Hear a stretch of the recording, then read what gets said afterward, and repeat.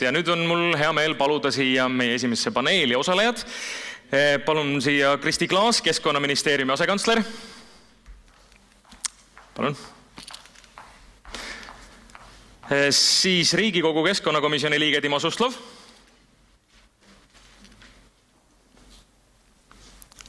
Võib siia kohe järjest tulla. Eesti Keskkonnateenused aktsiaseltsi juhatuse esimees Argo Luude ja Tartu linnavalitsuse linnamajandusosakonna juhataja Rein Haak. Kui on kellelgi veesoovi, siis vesi on siin olemas, et kui meil peaks vajadust olema kuumaks minema, siis on olemas. Me teema ettevõtted, kohalikud omavalitsused ja riik, kes peaks võtma initsiatiivi ja vastutuse. Ma annan kõigepealt järjest teile kõigile sõna, saate oma mõtted ära avaldada ja siis me saame selle diskussiooniga ilmselt edasi minna.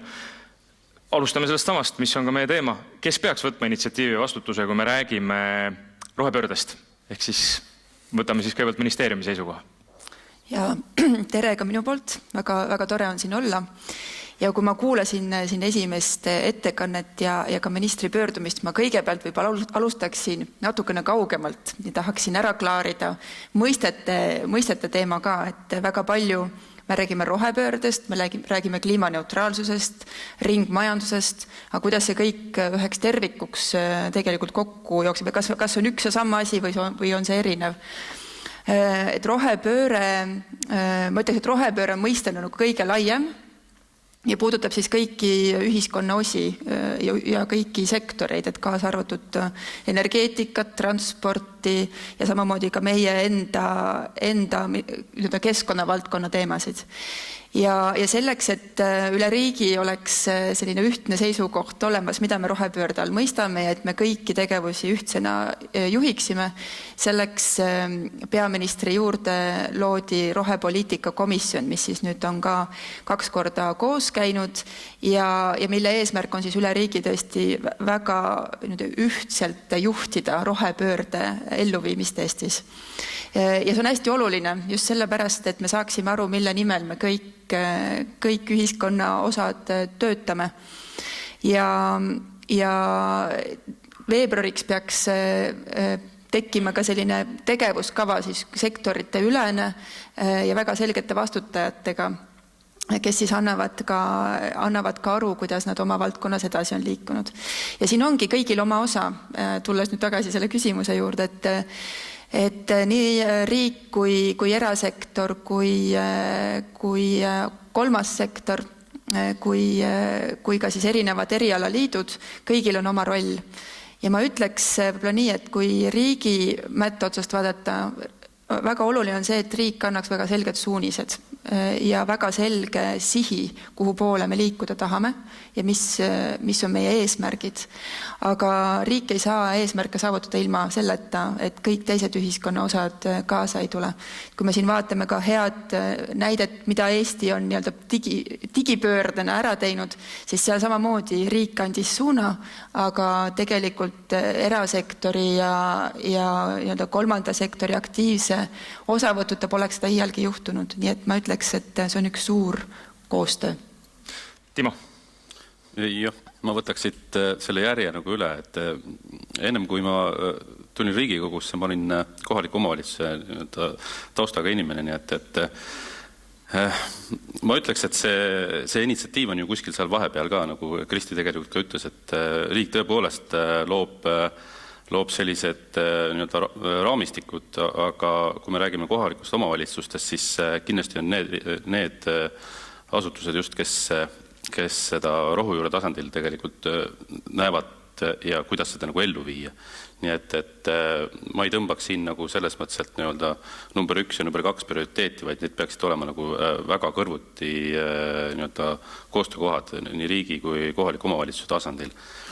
Et mul on just selles mõttes, et nagu vastupidi eelnevast töökogemusest neid näiteid, et tegelikult kohalik omavalitsus saab olla väga suur initsiatiivgrupp just riigile loomaks siis seda visiooni, kuidas oleks võimalik siis nii linnas kui ka maal sellist ringmajandust läbi viia. Argo, kuidas siis ettevõtluse koha pealt ettevõtja paigutub sellesse pilti? Ja aitäh, tere minu poolt ka. ma oma selliselt loomult olen kuidagi hästi vaba turumajanduse ja ettevõtluse usku. Ja mul on niisugune tunne, et selline eraettevõtlus suudab asju teha märkimisväärselt kiiremini ja efektiivsemalt. Näiteks kas või võtame, et me ootame siin ettevõttena puidujäätmete lakkamise määrust, mida riik ei ole suutnud vastu võtta aastaid. Mäletan võib-olla siin mingi 1,5 aastat, 2 aastat tagasi kohtusime ministeeriumi kantsleriga, ma ütlesin, et ma ei saa aru, et andke, delegeerige see ülesanne meile, ma lähen kontorisse, ma ütlen sekretärile, kirjuta see asi valmis, eks ju, ja see on täna õhtuks teil laua peal niimoodi, lööge tempel alla, võtke vastu, et mis asja te teete seal aastaid. Olukorras, kus tegelikult me oleme isegi saatnud siis näidiseid teistest riikidest, kuidas see asi on. Et ma usun, et eraettevõtlus tegelikult saaks väga paljude asjadega hästi hakkama, kiiremini, efektiivsemalt. Nüüd, kui me tuleme tegelikult selle jäätmemajanduse juurde, siis siin paraku on olukord natukene teistsugune, et see ei ole ju päriselt nagu ütleme selline toimiv turg. Ehk selleks, et see asi üldse toimetada saaks, siis ongi tarvis riigi, omavalitsuste ja tegelikult ka ettevõtete koostöö. Ja see koostöö ja üksteisega rääkimine on väga oluline, et täna, mida me nagu ise siit ettevõtluse poole pealt tunneme, et miks võib-olla, või kus siis võiks olla see arenguruum või miks võib-olla siis asjad ei ole ka liikunud, et me nagu ettevõtjatena oleme sellisest infoväljast ikkagi väljaspool, eks ju. Et kuskil ministeerium oma kabinettides midagi arutab, ja siis ühe korra kutsutakse rahvas kokku, näidatakse PowerPointi seina peale, öeldakse, et siin on nüüd kana munenud muna. Ja me siis kuidagi mõtleme, et kuule, et äkki te nagu oleks võinud meid kutsuda ka selle munaloome protsessi juurde, et me oleks juba alguses osanud öelda, et see muna nagu päris hästi ei toimi, eks ju.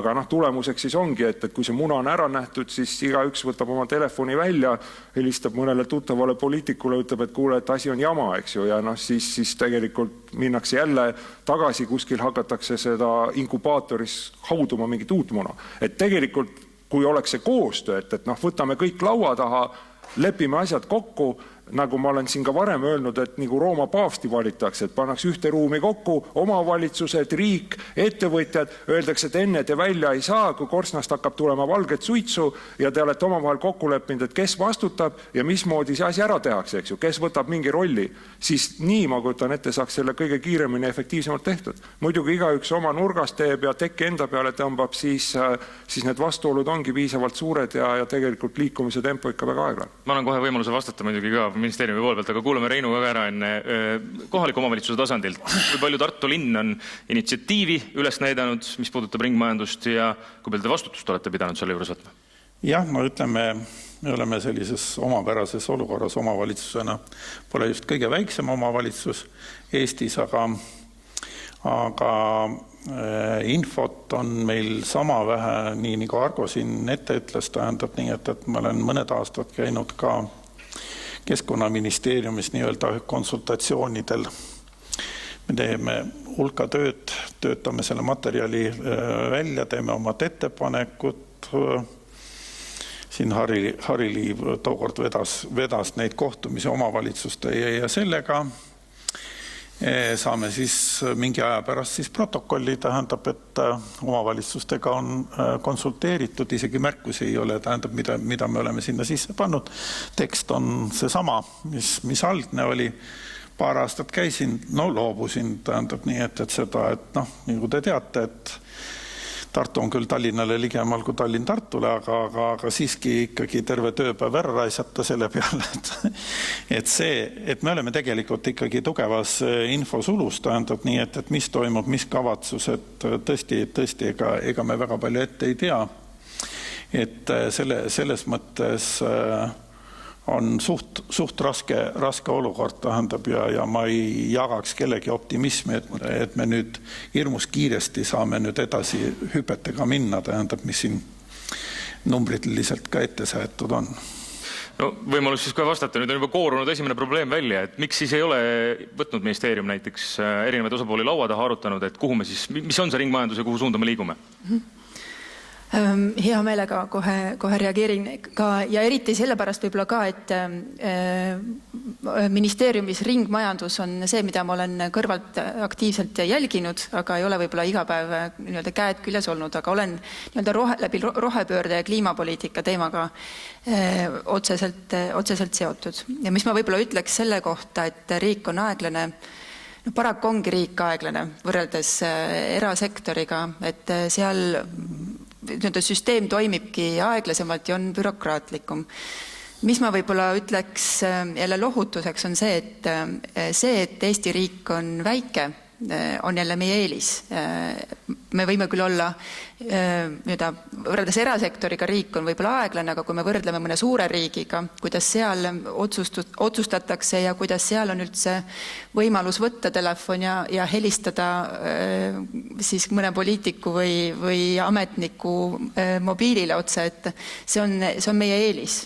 Ja mida tuuakse ka tihti välja, et väike riik jälle suudab agiilsemalt probleemidele reageerida.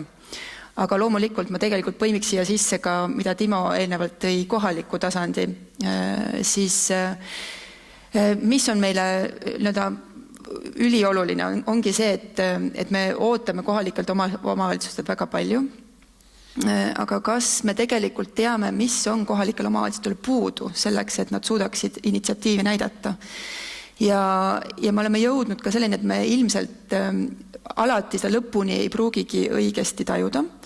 Ja linnade valdade liidu kaudu me oleme aktiivselt plaani pidamas, et kuidas me saame seda kommunikatsiooni tihedamaks, kiiremaks ja paremaks. Ja mida ma võib-olla ise ka oluliseks pean, on see, et me nende erinevate töögruppide infovahetus, mis linnade valdade liidus on, kas on siis ta keskkonnavaldkonna töögrupp või transpordi või energeetika valdkonna või mis valdkonnas iganes, et seal vahel toimuks ka aktiivne infovahetus, et mida võib-olla just finantstöögrupis on võib-olla nagu tajuda, et see info võib-olla nende töögruppide vahel ka praegu väga hästi ei liigu.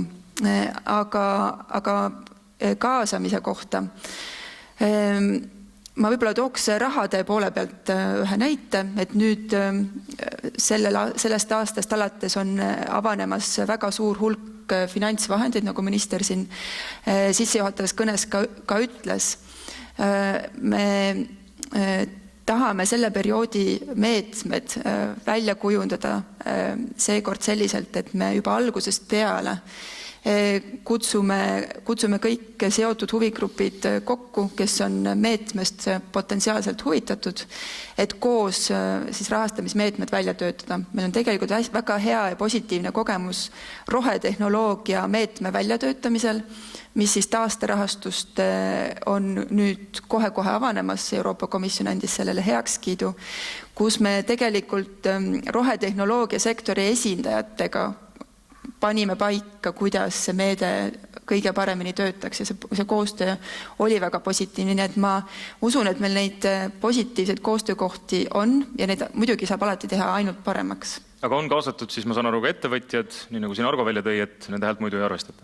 Just näiteks ka selle meetmete väljatöötamise puhul ka ettevõtjad, et kes võiksid olla potentsiaalne sihtrühm, et ega riik ei ole kõige targem, kes oskab kõige paremad tingimused alati välja mõelda. Timo, soovite midagi lisada selle poole? Jaa, ma tahtsin lihtsalt öelda, et ma mingi hetke tundsin, et ma olen istungil, aga kell 2 hakkab alles istungit. Et käis nagu niisugune, see munakana teema minu meelest oli nagu vesinikuga, me suutsime nagu selle nagu ära lahendada, et ma arvan, et ringmajanduses munakana teemat nagu ei peaks nagu olema. Et mis ma tahtsin lihtsalt seda öelda, et eks see, nii nagu ma oma sõnavõttu alustasin, ongi keskel kuskil siin on. Et kas me tahame olla informeeritud, kas me tahame mingit sõnumit viia siis riigile või riik siis omavalitsustele, see on meie nagu enda teha ja siin ei ole nagu kellegile muule otsa vaadata kui iseendale, et ma ei tea, kas Kristi oli siis juba ministeeriumis, kui mina veel omavalitsuses töötasin, et mind on seal nagu iseloomustatud kui väga tüütut inimest teinekord, et tuleb ja läheb ja jälle tuleb ja läheb. et selles mõttes, et eks see nii olegi, et kui me tahame midagi nagu ellu viia, siis tulebki nügida hästi palju, nii et ma paigutaks selle asja siia keskele, et ei ole sellist asja, et ma ei saa kuskilt infot võib-olla või siis keegi ei anna mulle infot, vaid seda tuleb tugevasti nügida. Ma korra tuleks võib-olla siis ettevõtluse ja ka kohaliku omavalitsuse tasandi juurde selle koha pealt, mis ikkagi initsiatiivi puudutab. Kas on võimalik praegustes tingimustes ise haarata initsiatiivi ettevõtjana? Argo, nagu te ütlete, et te ootaksite selgemaid reegleid, aga kui ma saan aru, neid reegleid ei ole, kas on võimalik ikkagi selles valdkonnas tegutseda ilma, et peaks ootama valitsuse järgi? No vot, tegelikult ma arvan, et selles küsimuses ongi see põhiprobleem juba ära kirjeldatud, miks me võib-olla ei ole siis ka varasemalt ilma, et me üldse oleks pidanud siis kuskil rääkima suurelt rohepöördest, et varasemalt teinud ära palju asju, ikkagi on see sama teadmatus. Ja ettevõtjal on teadmatus on kõige hullem asi, et millegipärast riik nagu arvab, et raha on probleem ja praegugi me kuulsime, et on erinevad rahalised meetmed, millega siis kavatsetakse erinevaid projekte toetada. Teatud juhul on ka see raha okei ja me isegi oleme KIK-i kaudu riigi käest raha saanud ja raha saamas ja projekte ellu viinud. Aga eelkõige kõige tähtsam asi on ikkagi selgus, kuidas asjad käivad, kes mille eest vastutab ja see selgus nagu ka pikemas horisondis, sest tegelikult ega raha ei ole kuskil ära kadunud ja kui sul on vähekenegi mõistlik äriplaan või äriprojekt, siis rahastust sellele on võimalik taha saada ja täna, kui me räägime niisugusest rohemajandusest ja et sa mingeid jäätmeid soovid ringlusse võtta, siis pangad on selles suhtes väga huvitatud. Aga probleem ettevõtja jaoks on see, et kes on jäätmete omanik, kuidas sa nendele jäätmetele ligi pääsed, kes nende jäätmetest sulle maksab, täna maksab see, kas ta homme ka maksab, kuidas need ahelad on ja kui tegelikult kuskil parlamendis või ka ministeeriumis liiguvad ringi mingisugused seaduseelnõud, mis justkui seda süsteemi võivad muuta, siis tegelikult mitte keegi ei võta riski. Ühel päeval need seaduseelnõud kuskilt sealt laua pealt kaovad ära, aga aastaid tegelikult turu peal on olnud vaikus. Et näiteks me mõtleme omagi ettevõttes, et meil on mitmeid plaane ja lausa ka äriplaani tasandil juba valmis arvutatud siis erinevad tehased, mida võiks Eestisse ehitada ja mis aitaks märkimisväärselt suurendada jäätmete ringlusse võttu, märkimisväärselt ja aidata kaasa sellele, et Eesti saaks siis oma need sihtarvud täidetud. Aga nende äriplaanidega ei ole mõtet isegi panka minna, sellepärast, et kui pank nagu küsib ära need samad küsimused, et kust tuleb sisend, ja sa ei oska sellele vastata või sa ütled, et täna on nii, aga võt me ei tea, homme võib-olla on teistmoodi, siis pank ütleb, et okei, ootame selle homse ära. Ehk siis eelkõige mida ootaks riigi poolt ja seda nüüd saab tõepoolest teha riik, et omavalitsused, ma isegi ütleks, et pigem omavalitsused on olnud nagu tublid, et nemad on selles raamistikus, mis riik on ette andnud, nemad on teinud ära selle, mida nad on pidanud tegema. Täna nagu omavalitsustel ei oskagi väga midagi ette heita. Aga just riigi poolt ootaks seda, et paneme selle perspektiivi paika ja see perspektiiv peab olema ikka vaatega kuskil 10 aastat. Et siis me teame seda, et okei, jah, nüüd eraettevõtte osa on selline, tõepoolest me mahume siia struktuuri ära, me saame minna ehitama mingisugust tehast, me teame seda, et kust tuleb sisend, me teame seda, et kuhu läheb siis see toodang ja saame siis aidata kaasa sellele. Nii kaua, kui seda ei ole, nii kaua on see, et riik võib küll raha eraldada ja siis selle raha eest ehitadaksegi asju, mille kohta ma olen siin ka varem öelnud, et hiljem selgub, et selle asja kõige väärtuslikum osa on see asfaltplats, eks ju. Ja kõik see, mis sinna kuskile majja ehitati, see seisab ja kogub tolmu, sest need ei sobitu tegelikult, ütleme, sellesse süsteemi ja nad ei aita mitte midagi kaasa. Aga kuna lihtsalt raha oli olemas, raha oli vaja ära kulutada, keegi kirjutas projekti valmis, raha pandi tööle, asi ehitati valmis ja seisab, eks ju. Ja selliseid näiteid on tänagi Eestis. Rein, ma saan aru, Argo kiitis väga kohaliku omavalitsusi, kui selle pilgu pealt vaadata natukene, kui palju te olete saanud olla abiks näiteks ettevõtjatele?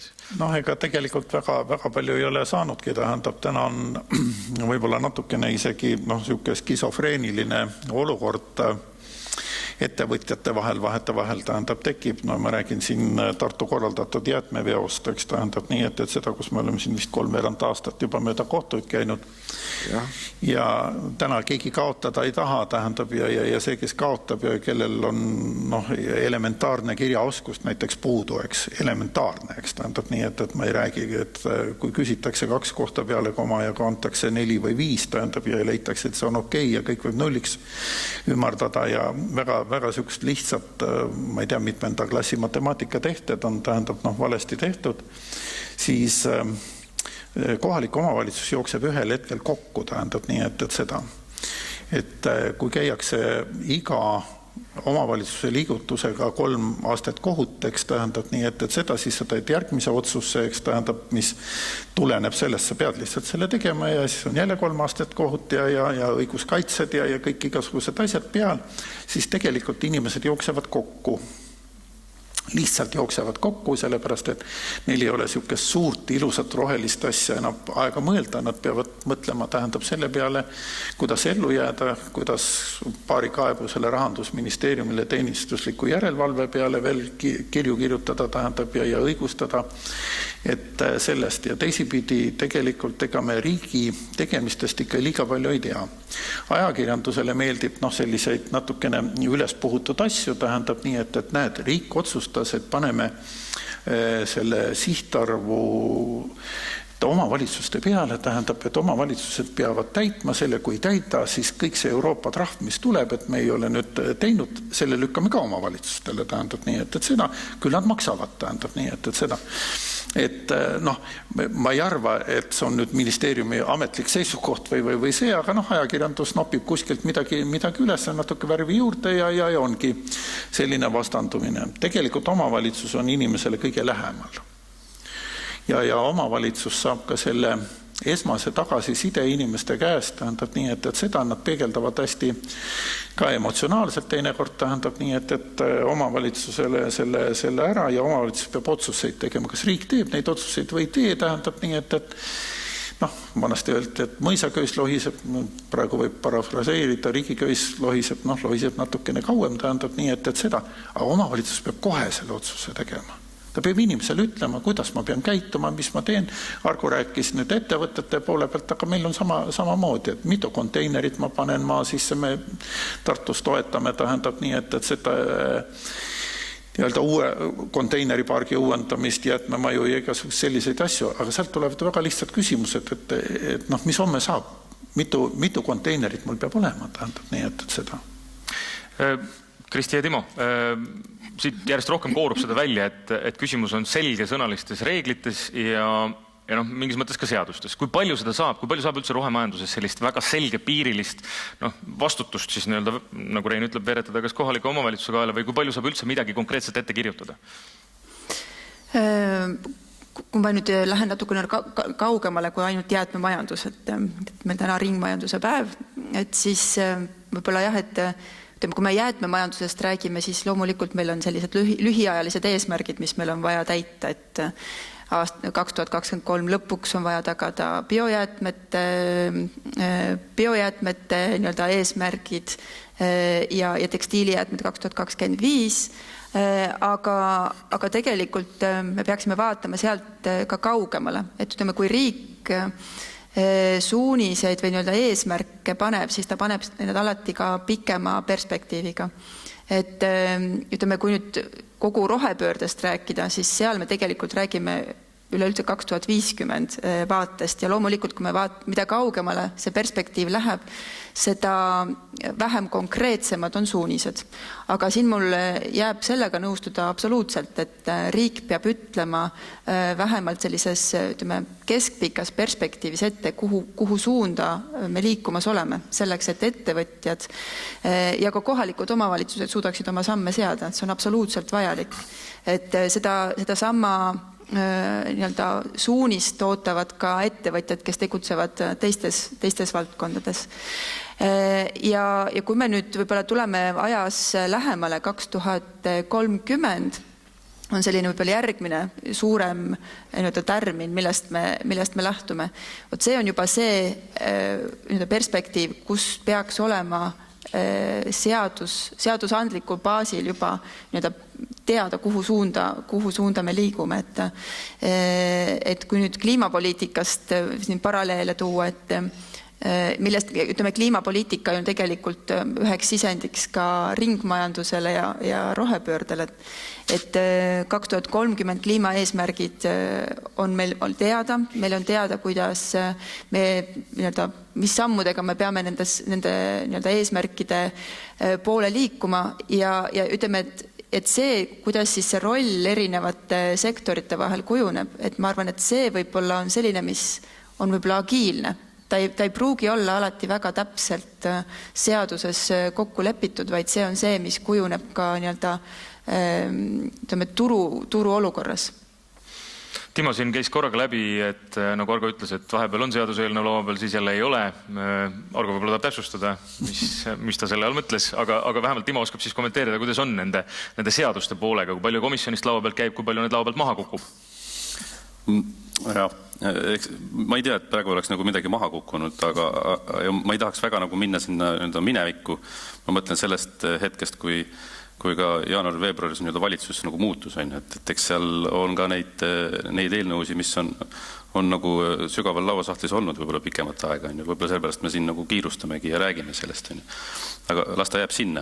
Aga ma täiesti olen nagu seda meelt, et need sihid peavad olema selged ettevõttele oma investeeringuid teha. Ettevõtted ei tee kindlasti 1-2 perspektiivi aastaga neid investeeringuid, vaid ikkagi 10 alataseks on see tasuvusaeg mõõdetavaks. Ehk et need sihid peavad selged olema, täiesti nagu seda meelt. Ja selle järgmise asja ma nagu võib-olla tõmbaksin jälle sinna keskele, et on nagu teisi näiteid ka, mis omavalitsuste poole pealt on, et omavalitsus saab tegelikult minna ka riigist ettepoole. Et ma ütlen siis ära, ma olen Keila linnast nagu pärit, ma olen lihtsalt juba uhke selle üle, et ma pean selle välja ütlema, et biojäätmetest kogumine on riigis tõsiselt probleemiks, aga meie tegime ka selleks midagi, et seda nagu kuidagi lahendada. Ja sattudes Riigikogusse seesama ma arvan, et see mõte sai ka siia nagu tegelikult toodud ja väga hästi nagu vastu võetud. Nii et ma loodame, et me saame seda ka väikses omavalitsuses peatselt nagu rakendada. Nii et me oleme neid asju uurinud, kuidas oleks võimalik teha. Et kui keegi soovib süvitsi minna, siis on nõus seda nagu rääkima. Et ma arvan, et see täna hästi läheb pikaks. No meil on vist, mulle tundub, et väljakoorumus ka see, et kui ka minister tõi välja, et tegevuskava, rohemajanduse tegevuskava valmib aastaks 2022 veebruar, siin on natukene veel aega, ja eraettevõtjad, kohalik omavalitsus ütleb, et meil on vaja selgemaid sihte, siis kas me oleme natuke hiljaks jäänud selle kõigega, tegevuskavaga?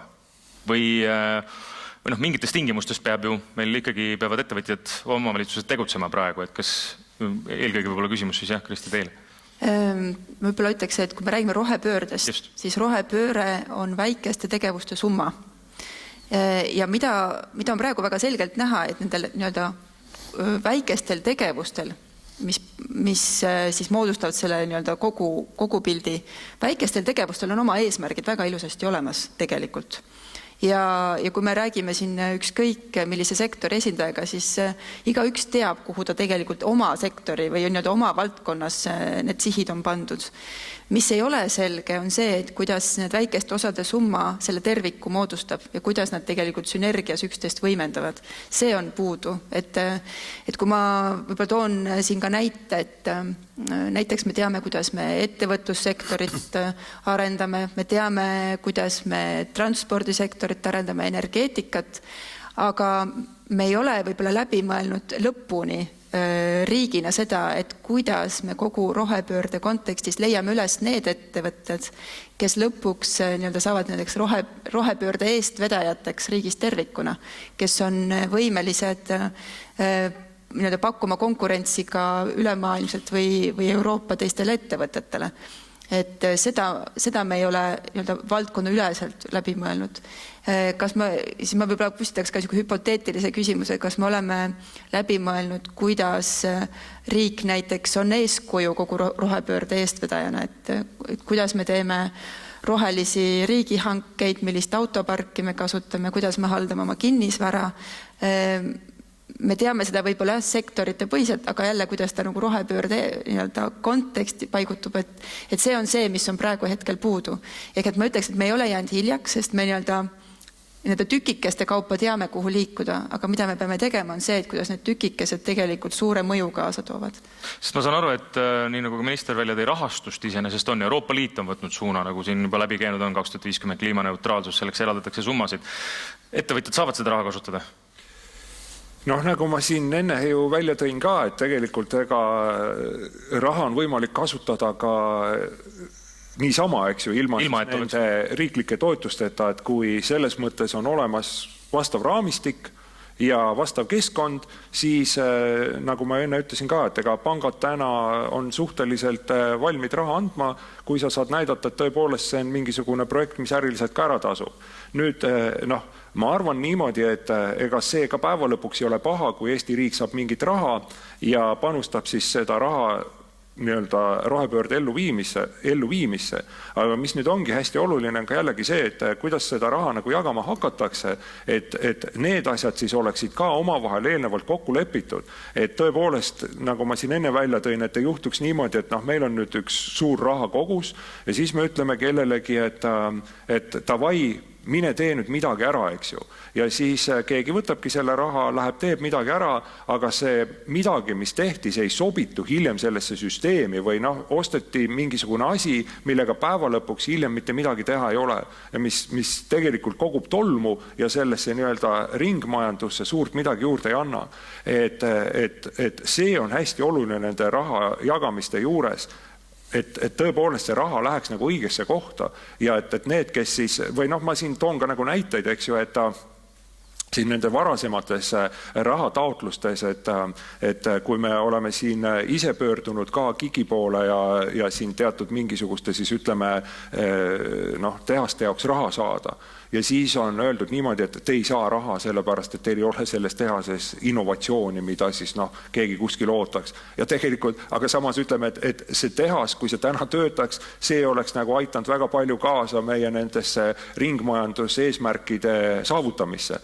Aga tõepoolest, ega siis selles jäätmekäituses, kui palju sul seda innovatsiooni siis olla saab, et jälle ma küll räägin kitsalt nagu jäätmekäitlusest, aga ikka, eks ju. Et jäätmekäitus on üldiselt purustamine, sõelumine, erinevad mingisugused separaatorid, et sa saad need jäätmed võimalikult siis homogeenseks mingisuguseks materjaliks ja seda materjali on võimalik taaskasutada. Et kui palju sul seal ikka innovatsiooni on. Ja nüüd, kui sellesse raha eraldamise tingimustesse pannaksegi mingid siukesed klauslid sisse, siis tulevad kohalikud Salomon vesipruulid ja Jaan Tatikad, kes lubavadki paekivist sealiha tootma hakata ja siis see raha andakse nendele paekivivabrikutele ära.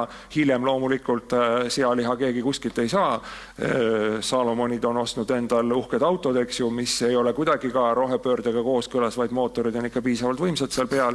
Ja ühel hetkel, kui raha otsa saab, siis öeldakse, et näed, ei tulnud välja, eks ju.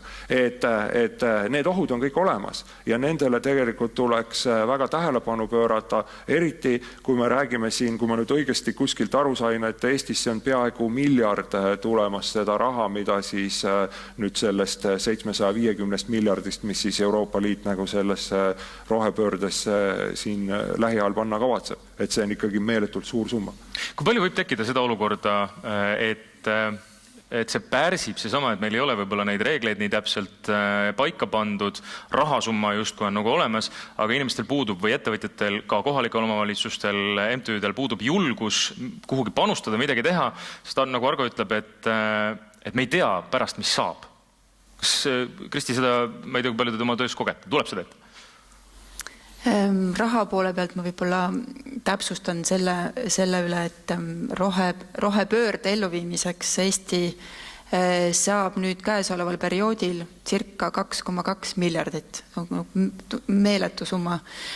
Ja eks seal, ütleme, et jaguneb erinevate fondide vahel ja eks seal fondidel on ka erinevad nõuded, et ongi innovatsioonifondil ongi innovatsioonikomponent oluline ja mõnel muul fondil võib-olla on näiteks elurikkuse komponent väga oluline, mida jälgitakse. Aga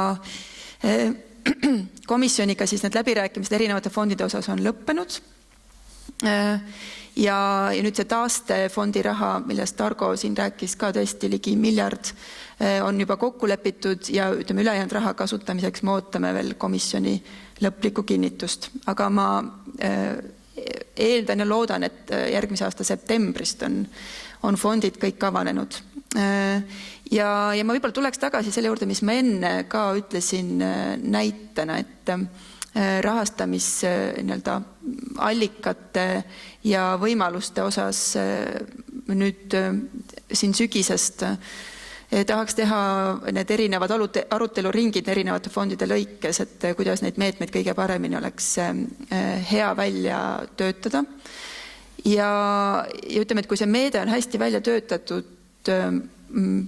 ta ei tohiks kuidagi rahastada selliseid asju, mis tegelikult lõppeesmärki ei panusta. Ehk et ma ütleks, et siin on väga hoolikas meetme kujundamine on nagu väga oluline. Sest raha tundub küll palju, aga raha raisata ikkagi ei saa, et seal on omad reeglid paigas. No mulle tundub, et meil on 10 minutit jäänud veel aega, et kui kuidagi püüda ka kokku võtta, siis väga selgelt ongi välja joonistunud see, et ühest küljest ootavad kohalikud omavalitsused, ettevõtjad väga selgeid suuniseid riigilt, riik alles seda kõik arutab, aga mis puudutab nagu positiivset tuleviku vaatamist, ma saan aru, et on plaanis vähemalt kaasata ikkagi kõik osapooled ja see peaks juhtuma millal? Nüüd ma räägin praegu ainult rahastamise poole pealt, aga ma kuulsin ka, et raha pole ainus, mida on vaja. Eks need valdkondlikud arutelud toimuvad ju kogu aeg ja ma loodan, et seal kõik osapooled on vajalikesse ringidesse kaasatud. Aga rahastamise poole pealt me lähme nende aruteluringidega nüüd sügisel alustame eesmärgiga, et me oleksime eeldame, et Euroopa Komisjon on kõik raha heakskiidud andnud järgmise aasta sügiseks ja et me oleme sügisel kohe valmis ka kõik meetmed avama, et me ei peaks enam siis ootama, et neid meetmeid välja töötatakse. Kas äkki meil on tegelikult olemas ka mikrofon, kui on äkki tekkinud publikul ka küsimusi, siis seal on mitmed käed juba tõusnud, et kohe saab mikrofoni ka ja saab ka küsida meie panelistide käest, et kui on mõtteid tekkinud. Siin eespool oli. Tõstke veel korra käsi püsti, kes soovis küsida. Hakkab sealt tagantpoolt pihta. Tere.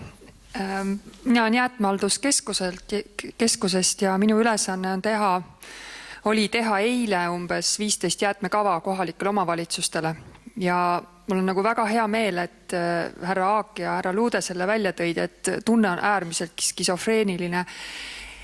Mida te nagu praktiliselt soovitate vastata neile kohaliku omavalitsuse spetsialistidele, et ma ei oska neid jäätmekavasid ju praegu teha, et kas me soovitame siis kohalikule omavalitsustele, et ootame selle strateegia kirja panemisega järgmise aasta kuuni X, kui tuleb riigi mingi rohekava, siis tuleb uus strateegia septembris, et me peame ju need praktiliselt kirjutama, volikogudele ette andma, menetlema pool aastat ja siis veel aastal 2023, 1. jaanuar kõikidelt kinnistutelt alustama biolagunevat jäätmete vedu, et mida nagu siis selle rohujuure tasandil nüüd see rohija tegema peaks hakkama? Aitäh. Kes soovib vastata? Võib-olla vastan selle sama rohepoliitika tegevuskava osas. Seda kindlasti ootama ei pea. Ütleme, et see rohepoliitika tegevuskava on pigem selline, mis me eelnevalt viitasin, põimib need väikesed osad kokku, et seda sünergiat tekitada. Mis tähendab see, et need väiksed osad peavad olemas olema. Et seda kindlasti selle järgi oodata ei tasu. Aga mõtlen võib-olla seadusandliku menetluse pealt äkki, Timo, tahad midagi lisada? Jah. Praegu mõtlen, ma olen nii 2 tooli peal, natukene omavalitsust, natuke nagu riike.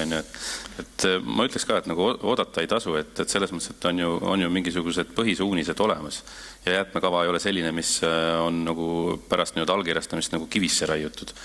Et jäätmekava võtab maksimumi nagu ette, jäätmekavast tehakse erinevad viited siis hangetele, et ma arvan, et siin küll nagu riigi taha nagu ootama ei peaks jääma, aga ma loodan ka, et riik nagu oma toimetused teeb nagu kiiremini ära. Ja palun. Tere, minu nimi Kalev Kallemets Fermi Energiast. Energeetikajäätmed, et me teame, meil on põlevkivi, kus eksisteerivad jäätmekavad, peab olema hoidla luba ja sa maksad ladestamistasu keskkonnatasudena. Samamoodi on tuha, kui me puitu põletame, tuha ladestamistasu, kui tavajäätmetesse, tavahoidlasse läheb. Ja tuumaenergeetikas on kiirgusseadus, mille järgi tuleb jäätmed anda siis riigile ja rahvusvaheline norm on see, et eksisteerib riiklik strateegia selles valdkonnas ja kogutakse riiklikku fondi selleks, et neid jäätmeid käidelda, kas lõppladestada või ümber töödelda.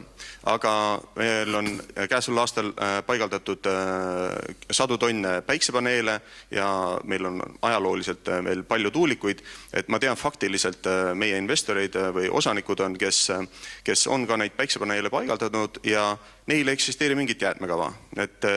Et kuidas on planeeritud, et siis nende energialiikide, ütleme, kui nende eluiga saab täis, käitlemine toimuks, taaskasutusnõue või ümbertöötlemisnõue eksisteeriks ja ka selge, kuidas neid tegelikult ka siis Eesti territooriumil või välisriigis nagu tagatakse nende tuulikulabade ja siis päiksepaneelide ümberkäitlemine selleks, et tagada tegelik ringmajandus ja rohelisus. Aitäh. Timo, Kristi. Ma võib-olla alustan. Aitäh küsimuse eest, et ma olen ma tajun seal taga ka seda teist küsimust või ootust. Loomulikult, kui me arendame taastuvenergeetikat, siis see peab kogu ring kokku tulema, et eesmärk ei ole ainult üks, et võimalikult palju tuuleparke ja päikseparke tekiks, vaid me peame mõtlema ka, et mis saab nende eluringi lõpus, et see on täiesti oluline. Ja kuidas ma tahaks, et ma oleks ekspert kõikides valdkondades, saaks kaasa rääkida, aga ma pigem kutsuks Kalevi meil ministeeriumis ühele heale koosolekule ja räägiks selle seal lahti. Timo.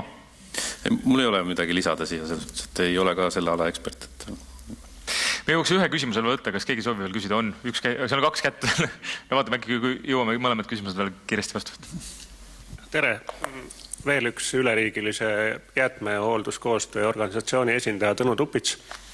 Mul on võib-olla ettepanek, mitte isegi niivõrd küsimus. Härra Luude ütles selle jäätmevaldkonda investeerimise ühe põhiprobleemi ära, et ei ole täpselt teada, kust need vood tulevad ja kelle käes nad parasjagu on ja kuidas need kätte saab.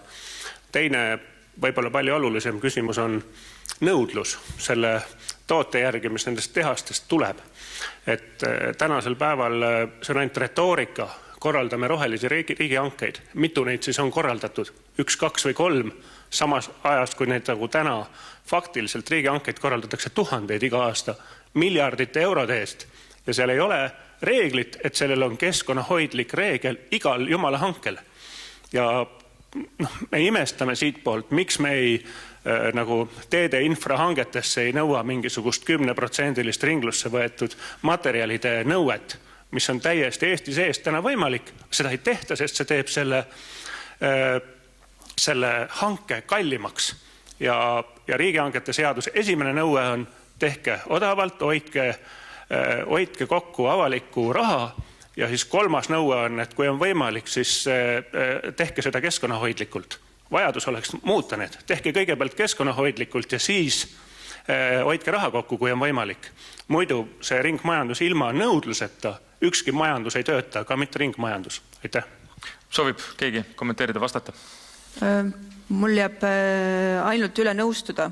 Seda nõudlust tuleb tekitada. Ja ütleme, minu südameasi on ka just see, et neid rohehankeid rohkem tekiks, aga jah, ütleme, reaalne elu praegu on tõepoolest selline, et hind on see number üks indikaator, millest lähtutakse ja see roheline jääb sinna varju. Küll aga ma töötan igapäevaselt selle nimel, et see muutuks, sellepärast, et ma näen, et see valmisolek tegelikult riigi tasandil on aina suurem ja ma ütlen, mu sisetunne ütleb küll, et siin paari aasta perspektiivis on see pilt hoopis muutunud. Et ma lisaks ka siia juurde, et Tõnu tõi tegelikult välja väga õige punkti, et praegu siis Eesti Ringmajandusliit, tollel ajal Eesti Jäätmekäitlusliit koos Tehnikaülikooliga viidi läbi päris pikk projekt, kus uuriti siis nende samade ehitusjäätmetest toodetud erinevate killustike nii-öelda vastupidavust siis tee aluskattes ja tehti valmis proovilõik. Ülikool pani sinna hunniku erinevaid andureid sisse ja seda siis mõõdeti seal mitu aastat, et mismoodi see teelõik vastu peab ja leiti, et tegelikult teatud liikluskoormuse puhul täiesti sobiv materjal kasutamiseks.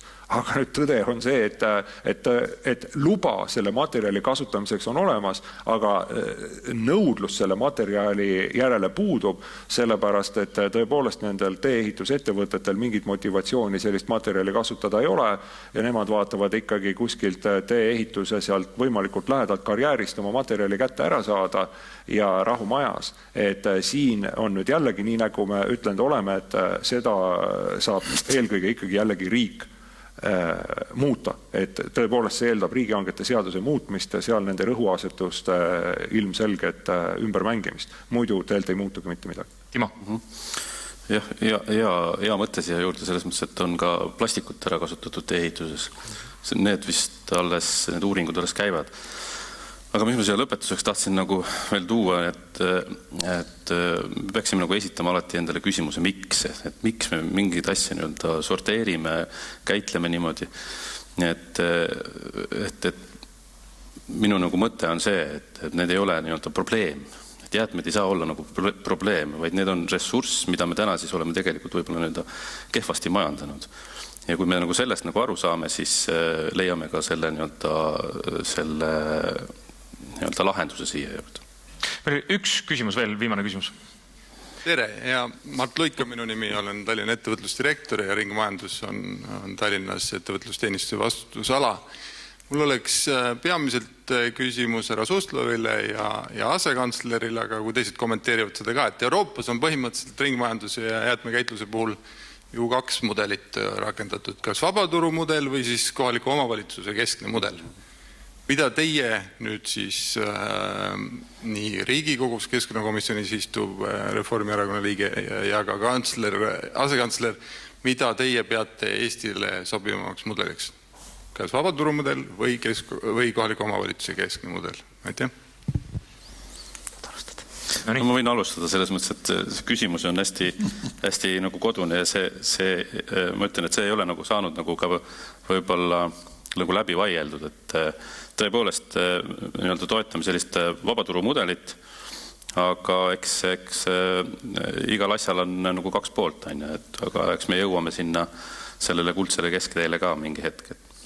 Aga ma nagu kindlat vastust võib-olla ei hakkaks andma, et see oleks liiga ennatlik. Kristi? Ma olen oma siin eelmiste aastate jooksul elanud mitmes riigis, kus on erinevaid mudeleid olnud kasutusel. On olnud nii seda omavalitsuse põhist kui ka vabaturu põhist. Ja tegelikult on olnud huvitav seda jälgida, et mismoodi see toimib ja mismoodi see siis efektiivne on. Ma ütleks, et mõlemal on oma plussid, miinused. Aga ega siin ei ruttaks ette, et mis see Eesti puhul kõige parem lahendus on, et olen siin Timoga solidaarne. Nein, jah. Tegelikult ma arvan, et mudel peaks olema sega. Tähendab, kohalik omavalitsus peaks määrama, kui meile pannakse mingi vastutus. Kui pannakse vastutus, tähendab, siis peaks olema ka mingid instrumendid, tähendab, selle täitmiseks. Aga ma ei arva, tähendab, et kohalik omavalitsus peaks ise neid asju lõpuni tegema.